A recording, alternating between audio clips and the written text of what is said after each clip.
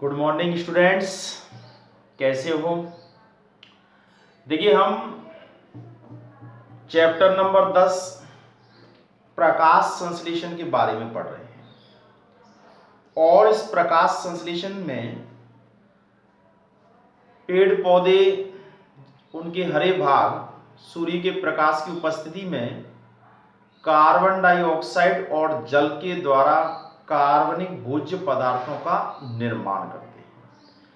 साथ में इस क्रिया में एक तरह से उप उत्पाद के रूप में ऑक्सीजन उत्पन्न होती है।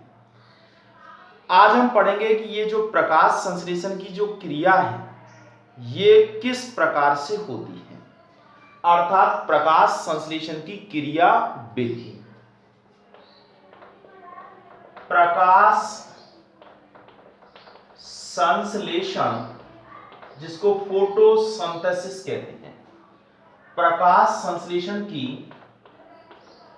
क्रिया विधि अर्थात मैकेनिज्म, ये क्रिया कैसे होती है। देखिए ये जो प्रकाश संश्लेषण की क्रिया है ये दो चरणों में पूर्ण होती है। एक तो होता है प्रकाशिक अभिक्रिया और दूसरा जो है ये है अप्रकाशिक अभिक्रिया।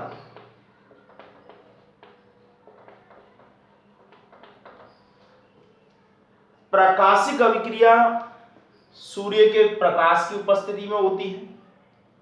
ये क्रिया हरित लवक के गिरेना या यूं कहें गिरेनम वाले भाग में संपन्न होती है,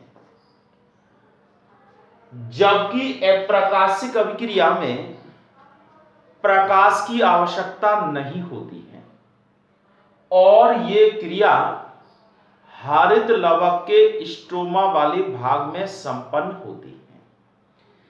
अब बात आती है कि ये जो प्रकाशिक अभिक्रिया है ये किस प्रकार से होती है।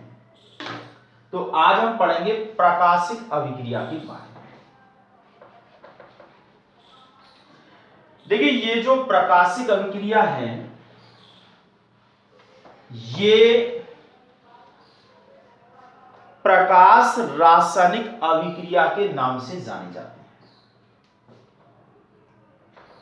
प्रकाश, क्योंकि प्रकाश की उपस्थिति में होती है तो इसको नाम दे देते हैं प्रकाश रसायन अभिक्रिया।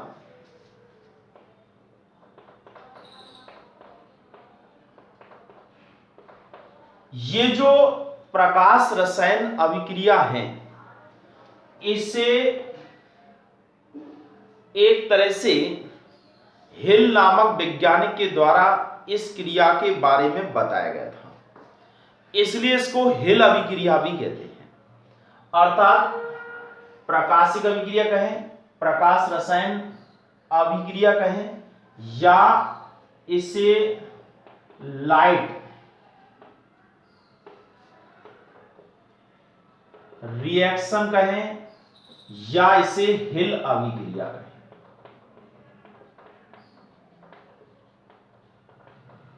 ये इसके विभिन्न नाम हैं। ये क्रिया प्रकाश की उपस्थिति में होती है, गिरेनम वाले भाग में होती है और इस क्रिया में सबसे पहले क्या होता है कि हरित लवक में जो गिरेनम वाला भाग है, हरित लवक के अंदर जो गिरेनम वाला भाग है, गिरेनम भाग, और इस गिरेनम वाले भाग में जो पटलिकाएं होती हैं उसमें उपस्थित होते हैं क्वांटासोम और इन क्वांटासोम के अंदर उपस्थित होता है पर्णहरित अर्थात क्लोरोफिल अणु। ये क्लोरोफिल अणु जो होता है इसके द्वारा प्रकाश ऊर्जा को अवशोषित किया जाता है और प्रकाश ऊर्जा को अवशोषित करने पर ये क्लोरोफिल अणु यानी पर्णहरित अणु जो है वो उत्तेजित हो जाता है और उत्तेजित होकर के इलेक्ट्रॉनों को उत्सर्जित करने लगता है। ये इलेक्ट्रॉन विभिन्न माध्यमों में यानी विभिन्न इलेक्ट्रॉन ग्राहियों में अभिगमन करते हैं और जब एक इलेक्ट्रॉन ग्राही से दूसरे इलेक्ट्रॉन ग्राही में जाता है तो कुछ ऊर्जा मुक्त होती है, उस ऊर्जा से एटीपी का संश्लेषण किया जाता है, साथ में NADPH2 का निर्माण किया जाता है और ये एटीपी जो है ये अप्रकाशिक अभिक्रिया में कार्बन डाइऑक्साइड के अपचयन के रूप में काम में आ जाते हैं, यानी ये एक प्रकार से अपचायक शक्ति के रूप में उत्पन्न होते हैं। इसके साथ साथ इस प्रकाशिक अभिक्रिया में जल का प्रकाशीय अपघटन होता है और उस प्रकाशीय अपघटन से ऑक्सीजन का उत्पादन होता है। तो यहां दो महत्वपूर्ण बातें होती हैं, एक तो होती है जल का प्रकाशीय अपघटन और दूसरा है क्लोरोफिल अणु का उत्तेजित होकर के इलेक्ट्रॉन उत्सर्जित करना। देखिए यहां हम पहले बात करें जल के अपघटन की। जल का प्रकाशीय अपघटन होता है। ये जो जल का प्रकाशीय अपघटन, इसमें ऑक्सीजन का निर्माण होता है। ये किस प्रकार से ये क्रिया होती है? जैसे 4 जल के अणु हमने, ये अणु जब सूर्य के प्रकाश की किरणें आती हैं तो ये 4H plus ion plus 4OH minus ion बनाता है। ये 4OH माइनस आयन ये 4OH प्लस 4 इलेक्ट्रॉन में परिवर्तित हो जाता है। इस 4OH से 2H2 दो जल के अणु बन जाते हैं और साथ में ऑक्सीजन बन जाते हैं। इस प्रकार से ये जो पूरी क्रिया है, इस पूरी क्रिया में 4 जल के अणु भाग ले रहे हैं और इस जल के अणु से यहां 2 जल के अणु वापस बन रहे हैं। इसके अलावा इसमें 4 इलेक्ट्रॉन प्लस O2 प्राप्त हो रहे हैं, अर्थात इसमें जल के अणु बन गए हैं और इलेक्ट्रॉन प्राप्त हो गए हैं और ऑक्सीजन की प्राप्ति हो गई है। तो इस तरह से ये जल का प्रकाशीय अपघटन होता है। अब देखिए समीकरण को हम एक ही समीकरण, ये तो स्टेप बाय स्टेप दिखाने के लिए है, इसको हम इस रूप में देख सकते हैं। ये क्रिया हुई अर्थात यहां ये एक बार फिर लिख दें, सूर्य के प्रकाश में जल का प्रकाशीय अपघटन हो रहा है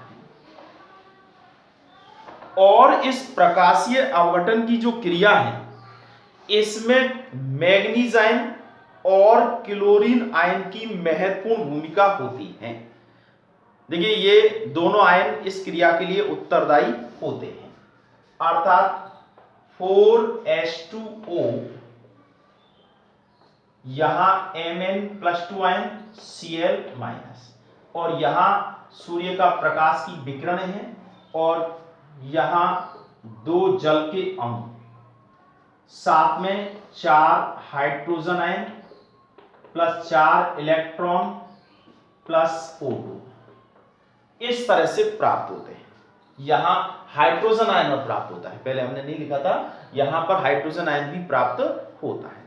तो ये प्रकाश का के द्वारा जल का अपघटन होता है। ठीक है, अब दूसरा जो कार्य होता है वो है इलेक्ट्रॉनों का उत्सर्जन। तो यहां ये जो हरित लवक है इसमें वर्णक तंत्र पाए जाते हैं जो प्रकाश ऊर्जा को ग्रहण करने का कार्य करते हैं। अर्थात एमर्सन नाम के वैज्ञानिक ने यहां दो प्रकार के वर्णक तंत्र यानी प्रकाश तंत्रों की बात की है। वर्णक तंत्र, वर्णक तंत्र, या इसको कह सकते हैं प्रकाश तंत्र। यानी सूर्य के प्रकाश में विभिन्न रंग की तरंगें होती हैं। उन तरंगों में विभिन्न तरंगदैर्घ्य की जो तरंगें हैं उनको ग्रहण करने के लिए दो प्रकार के वर्णक तंत्र पाए जाते हैं। और ये जो वर्णक तंत्र होते हैं इनमें मुख्य रूप से क्लोरोफिल अणु होता है। इसके अलावा इसमें कुछ सहायक वर्णक भी होते हैं और ये सब मिलकर के और वर्णक तंत्र बनाते हैं। यानी यूं कहें कि एक प्रकार से 300 से 400 वर्णक अणु पाए जाते हैं और ये सब एक प्रकार से अभिक्रिया केंद्र के रूप में उपस्थित होते हैं। तो वर्णक तंत्र दो प्रकार के होते हैं। एक तो है वर्णक तंत्र या इसको कह सकते हैं प्रकाश तंत्र या फोटो सिस्टम फर्स्ट। वर्णक तंत्र फर्स्ट होता है। ये वर्णक तंत्र जो फर्स्ट है इसकी विशेषता, इसको P700 भी कह देते हैं। P700 वर्णक तंत्र फर्स्ट। ये जो वर्णक तंत्र है ये 680 नैनोमीटर या मिली माइक्रोन से अधिक तरंगदैर्घ्य के प्रकाश की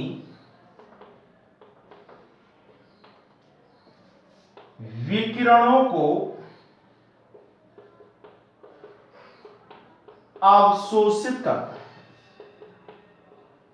अवशोषित करता है यानी जब ऐसा प्रकाश आता है जिसकी तरंगदैर्घ्य का मान 680 नैनोमीटर या मिली माइक्रोन से अधिक तरंगदैर्घ्य वाले प्रकाश की उपस्थिति होती है तो उसे वर्णक तंत्र फर्स्ट ग्रहण किया जाता है। और यह वर्णक तंत्र फर्स्ट जो है इलेक्ट्रॉनों के चक्रीय और अचक्रीय दोनों प्रकार के अभिगमनों में यह भाग लेता है। ठीक है। दूसरा होता है वर्णक तंत्र सेकंड। वर्णक तंत्र, देखिए इसको फर्स्ट कहेंगे, इसको सेकंड, या इसका नाम हो सकता है प्रकाश तंत्र सेकंड, और इसी को कहेंगे फोटो सिस्टम सेकंड। अब जिस तरह से हमने P700 रखा है इसका नाम रखेंगे P680। P680 देखिए ये जो है 680 नैनोमीटर से कम तरंगदैर्घ्य के प्रकाश को अवशोषित करता है।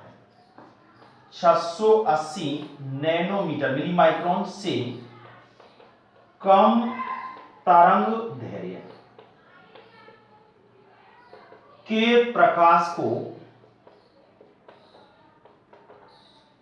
अवशोषित करता है। यानी जब प्रकाश की तरंगें कम तरंगदैर्घ्य की होती हैं 680 से, तो ऐसी स्थिति में इनको ग्रहण किया जाता है वर्णक तंत्र सेकंड के द्वारा, PS सेकंड के द्वारा। ये वर्णक तंत्र दो प्रकार के जो इलेक्ट्रॉन अभिगमन होते हैं चक्रीय और अचक्रीय, उन दोनों में ही ये भाग लेता है। ठीक है, ये इस वर्णक तंत्र सेकंड की विशेषता है। तो यहां हमने दो वर्णक तंत्रों की बात की। अब बात कर रहे हैं हम प्रकाश फास्फोरीकरण की, अर्थात प्रकाश फास्फोरीकरण कहते किसे हैं।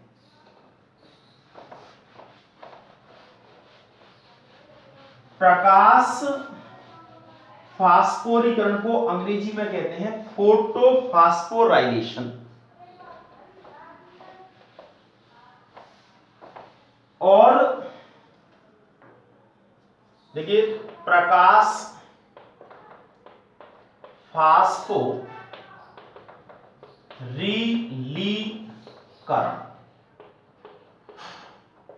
फास्फोराइजेशन, फोटोफास्फोराइजेशन, प्रकाश फास्फोरीकरण। तो इसका अर्थ क्या होता है? इसका अर्थ होता है कि प्रकाश ऊर्जा के द्वारा एटीपी के निर्माण की जो क्रिया होती है उसे प्रकाश फास्फोरीकरण कहते हैं। अर्थात जिसमें ये जो प्रकाश ऊर्जा है उसको ग्रहण किया जाता है, किसके द्वारा? क्लोरोफिल अणु के द्वारा। क्लोरोफिल अणु इलेक्ट्रॉन उत्सर्जित करता है, ये इलेक्ट्रॉन जब एक क्रम में आगे बढ़ते हैं तो उससे एटीपी का निर्माण होता है। तो प्रकाश फास्फोरीकरण का मतलब है प्रकाश ऊर्जा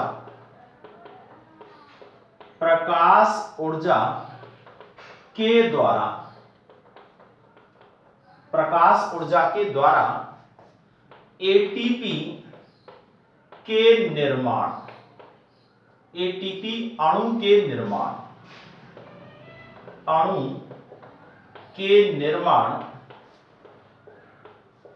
की क्रिया को प्रकाश फास्फोरीलीकरण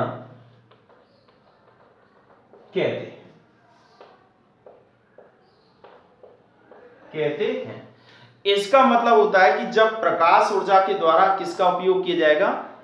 एटीपी के संश्लेषण में, यानी एडीपी से एक इनऑर्गेनिक फास्फेट समूह जो है वो जोड़ दिया जाता है इस प्रकाश ऊर्जा के द्वारा।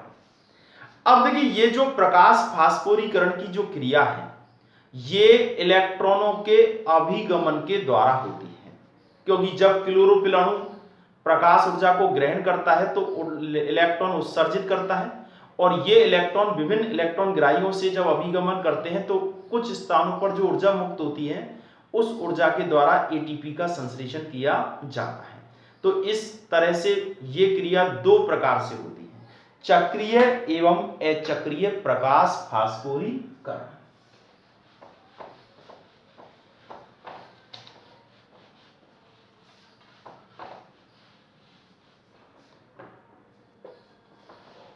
एटीपी के प्रकाश ऊर्जा का उपयोग किसमें हो रहा है? एटीपी के निर्माण।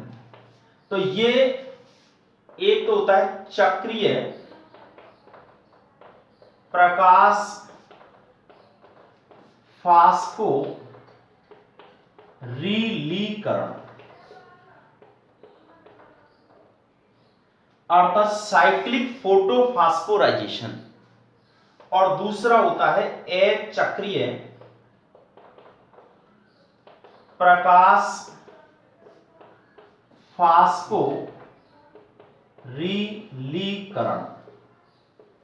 Non cyclic फोटोफास्फोराइजेशन। अब देखिए, चक्रीय प्रकाश फास्फोरीकरण कब होता है? जब उच्च ऊर्जा की तरंगदैर्घ्य आती है, यानी प्रकाश में 680 नैनोमीटर से अधिक तरंगदैर्घ्य का प्रकाश आता है। तो ऐसी स्थिति में इसमें इस ऊर्जा को ग्रहण किया जाता है पीएस फर्स्ट के द्वारा, पिगमेंट सिस्टम फर्स्ट के द्वारा, क्योंकि चक्रीय में यही भाग लेता है, और इसमें इलेक्ट्रॉन जहां से निकलते हैं लौट करके वहीं पर आ जाते हैं। तो सबसे पहले हम बात करें चक्रीय प्रकाश फास्फोरीकरण की, फिर उसके बाद करेंगे अचक्रीय।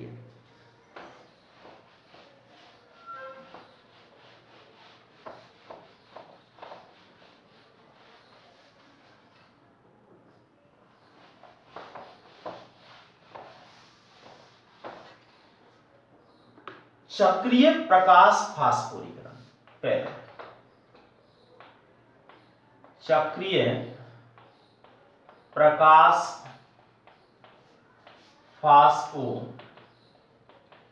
फास्फोरीलीकरण।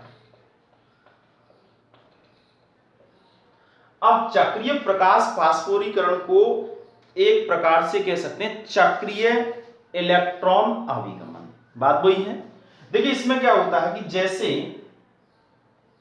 ये क्लोरोफिल अणु है, क्लोरोफिल पर्णहरित, इस क्लोरोफिल अणु पर सूर्य के प्रकाश की किरणें आ रही है, विकिरण, विकिरण। अब विकिरणों में फोटॉन के रूप में ऊर्जा होती है, फोटॉन h म्यू, फोटॉन के रूप में ऊर्जा उपस्थित होती है। E बराबर h म्यू ऊर्जा आती है।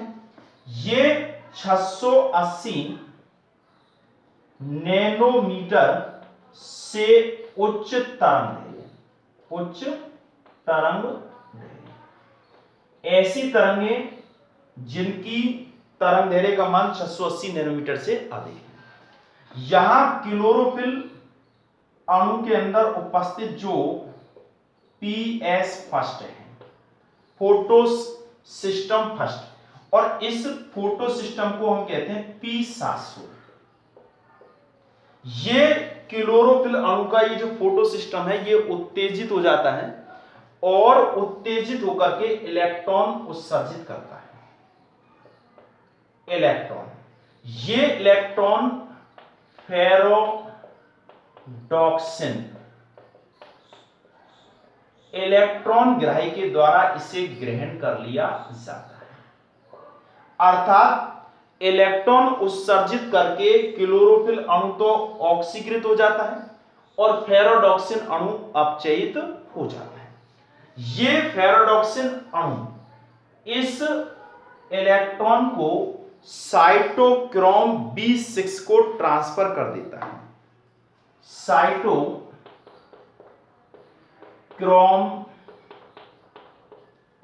B6।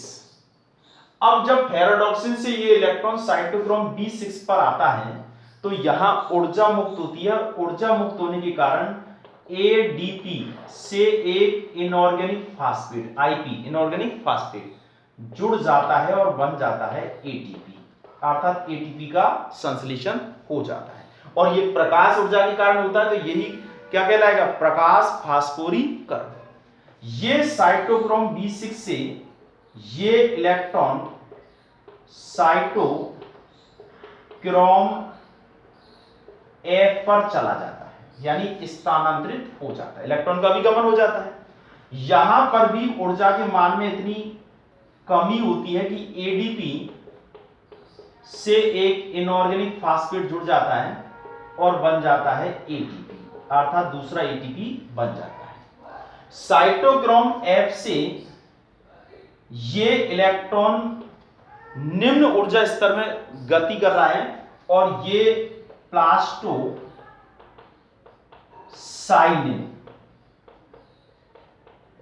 नामक इलेक्ट्रॉन ग्राही में स्थानांतरित हो जाता है और प्लास्टोसाइनिन से ये इलेक्ट्रॉन वापस क्लोरोफिल अणु में आ जाता है। अब देखिए यहां ये जो प्लास्टोसाइनिन है, इससे इलेक्ट्रॉन जब क्लोरोफिल में आता है तो यहां ऊर्जा मुक्त नहीं होती है और जितनी ऊर्जा मुक्त होती है वो ATP के संश्लेषण में काम नहीं आती है। इसी प्रकार से साइटोक्रोम F से प्लास्टोसाइनिन के स्थानांतरण के दौरान भी ऊर्जा इतनी अधिक मुक्त नहीं होती है कि उससे ATP का संश्लेषण हो सके। तो इस तरह से देखिए यहां इलेक्ट्रॉनों का अभिगमन हो रहा है, तो ये एक प्रकार से चक्र के रूप में हो रहा है और जहां से इलेक्ट्रॉन निकल रहे हैं लौट करके इलेक्ट्रॉन वहीं पर वापस आ रहे हैं। तो इसको कहेंगे चक्रीय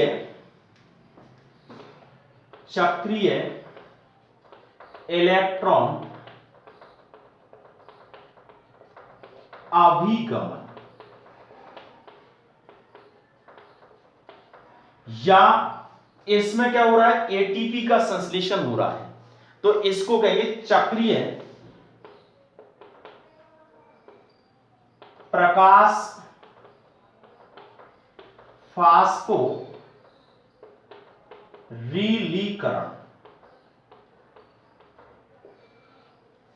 भी कह सकते हैं, क्योंकि ATP का निर्माण। तो देखिए यहां चक्रीय इलेक्ट्रॉन अभिगमन या चक्रीय प्रकाश फास्फोरीकरण की जो क्रिया है उसमें आपने देखा कि यहां वर्णक तंत्र फर्स्ट PS फर्स्ट ही काम आ रहा है, सेकंड काम नहीं आता है। दूसरी बात, यहां पर एक इलेक्ट्रॉन का जब अभिगमन होता है तो 2 ATP का संश्लेषण होता है और इसमें जो इलेक्ट्रॉन मूल रूप से जहां से निकलता है वहीं पर लौट करके वापस पहुंच जाता है, इसलिए ये चक्रीय प्रकाश फास्फोरीकरण कहलाती है। अब हम दूसरा पढ़ेंगे, ये क्रिया तभी चलेगी जब विकिरण जो आएंगी, तरंगें आएंगी, वो कैसी होंगी, 680 नैनोमीटर से उच्च तरंग दैर्घ्य होगी, यानी P700 के होगी। अब जब तरंग दैर्घ्य का मान 680 नैनोमीटर से कम होता है तो उस समय इसमें इलेक्ट्रॉन या यूं कहें कि इस प्रकाश की विकिरणों को ये जो पीएस फर्स्ट ग्रेड ना करके पीएस सेकंड करता है, तो उस समय जो दूसरी प्रक्रिया है जिसे कहेंगे अचक्रीय प्रकाश फास्फोरीकरण, वो चलती है। ठीक है, तो अब हम चक्रीय प्रकाश फास्फोरीकरण के बारे में पढ़ चुके हैं, वर्णक तंत्रों के बारे में पढ़ चुके हैं। तो कल हम पढ़ेंगे अचक्रीय प्रकाश फास्फोरीकरण और दोनों की तुलना करेंगे, चक्रीय और अचक्रीय। ये अक्सर बोर्ड की परीक्षा में पूछा जाता है। ठीक है, अब आप होमवर्क नोट कर लीजिएगा जिससे कि आप होमवर्क करें, और होमवर्क आप लोगों को आवश्यक रूप से करना है। देख लीजिए इस चित्र को, ये बहुत इंपॉर्टेंट चित्र है, कई बार चित्र पूछ लिया जाता है।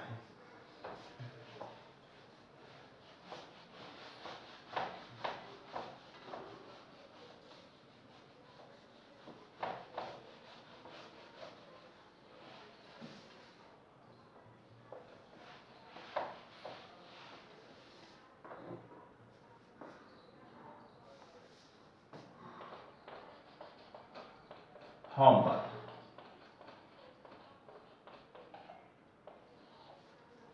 क्वेश्चन नंबर 1,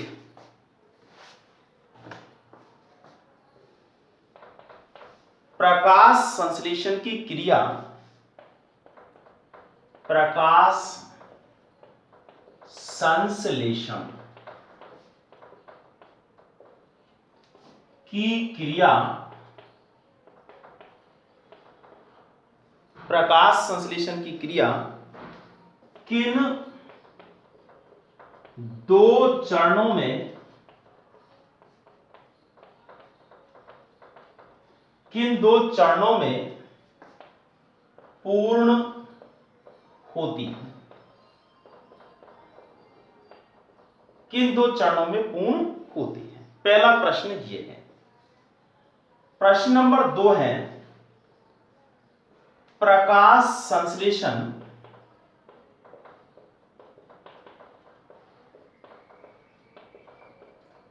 में उत्पन्न,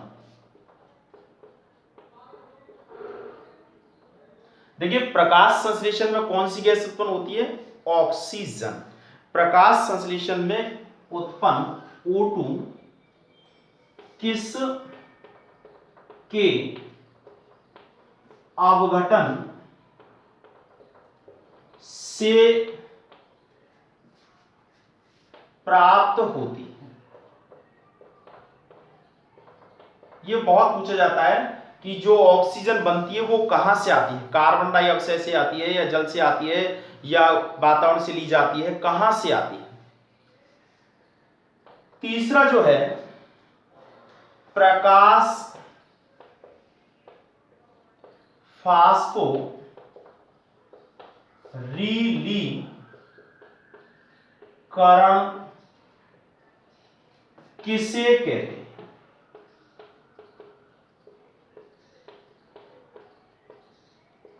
प्रकाश फास्फोरीलीकरण किसे कहते हैं।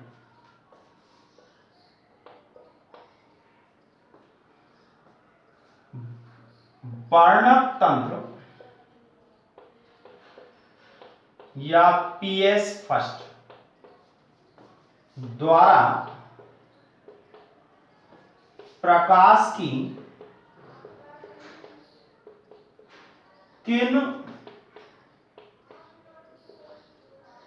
तरंगों को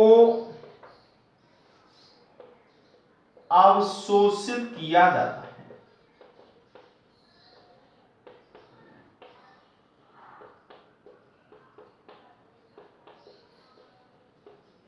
ये इंपॉर्टेंट प्रश्न है सभी, और एक एक लाइन के आंसर हैं इनके, आराम से आप लिख सकते हैं। और देखिए हमारा ये जो टॉपिक चल रहा है ये प्रकाश संश्लेषण की अभिक्रियाओं के बारे में चल रहा है। अभी हमने प्रकाशिक अभिक्रिया का एक भाग पढ़ा है जिसको कहते हैं चक्रीय प्रकाश फास्फोरीकरण, और अब पढ़ेंगे अचक्रीय प्रकाश फास्फोरीकरण, जो कि जिसमें दोनों प्रकार के जो वर्णक तंत्र हैं ये काम में आते हैं। वर्णक तंत्र फर्स्ट भी काम आता है और वर्णक तंत्र सेकंड भी काम में आता है। और ये प्रश्न फास्फोरीकरण वाला 2019 के अंदर इसको पूछा भी गया था। तो इसमें इस तरह का जो हमने चित्र बनाया है वो चित्र भी अलग से पूछा जाता है। ठीक है, तो आप लोग होमवर्क करिए और आज हम इतना ही। कल फिर टॉपिक जो चलेगा वो है अचक्रीय प्रकाश फास्फोरीकरण। होमवर्क को आप एक बार देख लीजिएगा, अच्छी तरह से नोट कर लीजिए।